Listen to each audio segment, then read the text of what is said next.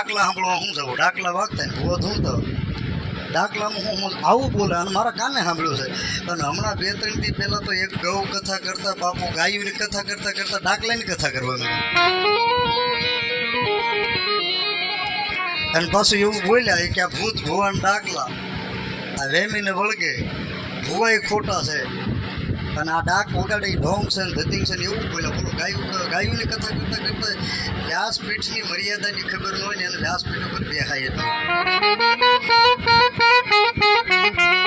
આ તમને સત્ય કહું છું કે જે સ્ટેજ ઉપર જે વ્યાસપીઠ ઉપર એની કોઈ સમાજની નિંદા ન કરાય, સનાતન ધર્મમાં જેટલા કેળા પડ્યા હોય ને એની કોઈને અવગણના ન કરાય, એની કોઈની નિંદા ન કરાય, એને જ વ્યાસપીઠ ઉપર બેહવાનો અધિકાર છે મારા બાપુ. હવે એના માટે જાહેરમાં કહી દઉં ડાક એટલે શું છે એમ જેનો સાહિત્યમાં પુરાવો, જેનો પુરાણમાં પુરાવો, જેનો ઇતિહાસમાં પુરાવો, એવી પુરાવા વાળી વાત 18 પુરાણને ખોલી અને તમે જુઓ તો 6 શાસ્ત્રનું જેને પ્રતીક કહેવાય એવું છે શિવપુરાણ. અને શિવપુરાણની અંદર આ શિવપુરાણમાં લખ્યું છે ઘરની ધોરાજી નથી હોય એ બાપુને કોઈક પાછી ક્લિપ સંભળાવજો મારી. અરવિંદભાઈ આમ કીધું એમ શિવપુરાણની અંદર લખ્યું છે કોઈ પણ દેવતા પાસે કોઈ પણ જાતનું વાજિંત્ર નહોતું, તેથી ભોળાનાથની પાસે મસત વાજિંત્ર હતું જેને ડમર કહેવાય. અને એ ડમરમાં 9 ઘર કહેતા 9 કાણા. કોઈ પણ રાવળદેવની ડાક હું નહીં, હું તો એક નાનો એવો માણસ છું સાહેબ. આખી નાઈટમાં 100નો ગલો છું. મોટા મોટા સબસ્ટેશન તો હજી બેઠા છે મારા બાપ. નાનો એવો માણસ પણ કોઈ પણ રાવળદેવની ડાક હોય પણ એમાં ઘર તો 9 જ હોય, તમારે જોઈ લેવાના. અને 9 ઘરમાલી ઓમ સોહમ ઓમ સોમ એ ઢોંગ છે ધતિંગ છે એમ કે ને એને કહેજો કે શિવ પુરાણમાં લખ્યું છે કે 9 ઘરમાલી ઓમ સોહમ ઓહમ સોહમ ઓહમ સોહમ શબ્દનો રણકાર થાય ને રણકાર ઉપર દેવીઓ દેવતાઓ નાચવા મળે, ભોળાના તાંડવ નૃત્યો કરવા મળે, દેવીઓ દેવતાઓ ગમન કરવા મળે. જો દેવીઓ દેવતાઓ નાચવા મળતા પછી માણા તો ધૂણે જ ને બાપ હું નવાય.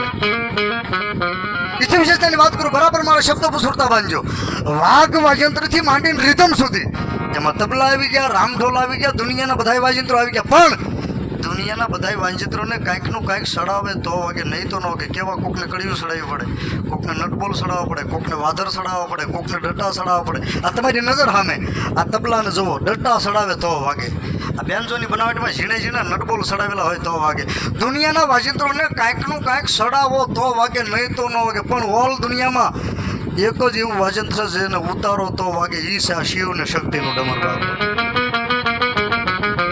આમાંથી ઓમ સોહમનો નાદ નીકળે છે. અને ઘણીવાર રાવળદેવ ફૂંક મારતા હોય એટલે સામે બેઠેલા શ્રોતા દાંત કાઢતા હોય. રાવળદેવ ફૂંકા મારતા હશે, બહુ ઝીણી વાત છે. ફૂંક મારી ડાકના પડાને ઢીલા પડે એટલે ઉતાર્યું કહેવાય. એમાં નવી વાત નથી કાંઈ. પણ 36 તાલ હારે વાગે, 36 તાલ 12 વાગે. અને પરમ પૂજ્ય વિશ્વવંદનીય જેને આ કળિયુગનો તુલસી કહેવાય, આખી રામાયણને ઘોળીને પી ગયેલો માણસ મહાત્મા જેને કહેવાય, એવા તલગાજાડાવાળા મોરારી બાપુ તો એમ કહે છે કે ડાકમાં જે 9 ઘર છે ને એને તુલસી રચિત રામાયણમાં પપૈયા કીધા છે. એમાં પપૈયા કીધા ઈ ડમર સાથે સાહેબ મેં હજારો એવા મારા બાળપણથી દાખલા જોયા છે કે માંડલું ઘરે હાલતું હોય, બેઠક ઘરે હાલતું હોય, ડાકલા ઘરે હાલતા હોય અને છોકરો કદાચ રિહાઈને વયો ગયો હોય વાડીએ કે આ તો બધું હાલ્યા કરશે. નાસ્તિક છોકરો હોય અને દેવની વાણી છૂટે, દેવનું ડમર છૂટે ને ભુવાની કોઠીની અને રાવળની નાભીનો અવાજ એક તાર થાય અને છોકરો રિહાઈને વાડીએ વયો ગયો હોય અને ખાટલા હોતો ધૂણતો ધૂણતો આવીને જો હાથ પેઢીનું ન કહી દેતો તા ભગવતીનું ડમર ન કહેવાય.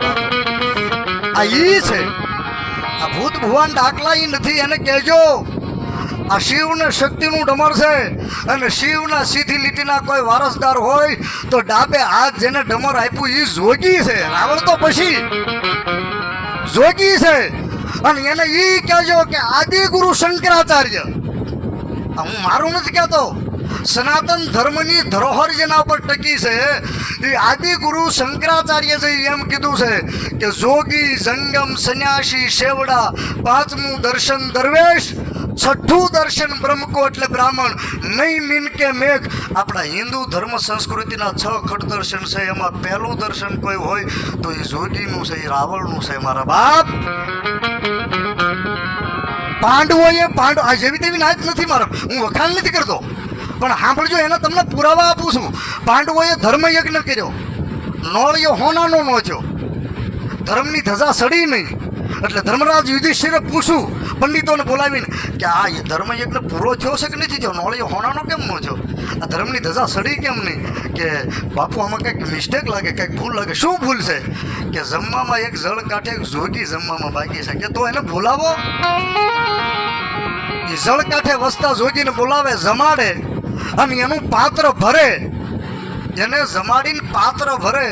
પછી આપણે ભ્રષ્ટ કરી નાખ્યું કે આપણે કોઈ ગુજરી જાય અથવા તો સારો લગ્નનો પ્રસંગ હોય ને તો રાવળદેવને એમ કે ભાઈ રાવળદેવના ઘરેથી વાસણ લાવો, એનું પત્તર પૂરવું પડે. પત્તર પૂર્યું ન કહેવાય, પાત્ર ભર્યું કહેવાય. આપણે ભ્રષ્ટ કરી નાખ્યું છે મારા બાપ. પાંડવોએ પાત્ર ભર્યું અને એક જોગીને જમાડ્યો એટલે નોળિયો હોનાનો થઈ ગયો, ધર્મની ધજા ચડી ગઈ. મારે તમને એટલું જ કહેવું છે, એક જોગીને જમાડવાથી જો પાંડવોનો ધર્મયજ્ઞ સફળ થઈ જતો હોય, નોળિયો હોનાનો થઈ જતો હોય, તો જેના આંગણાની માલપા એટલી નાચ જમી છે, ગામ ભાલરને પૂન કેટલું મળ્યું છે મારે. ભલે માંડવો તમારો રાવણદેવ કર્યો છે, પણ જેવી તેવી જ્ઞાતિ નથી મારા બાપ. તમે એક નાનો એવો તો વિચાર કરો કે નાનું એવું ડાક વગાડે અને આભા મંડળમાંથી ભગવતીને તમારા ખોળિયામાં ઉતારી દે. માણસની તાકાત કેટલી છે, જોગીની કેટલી તાકાત હશે.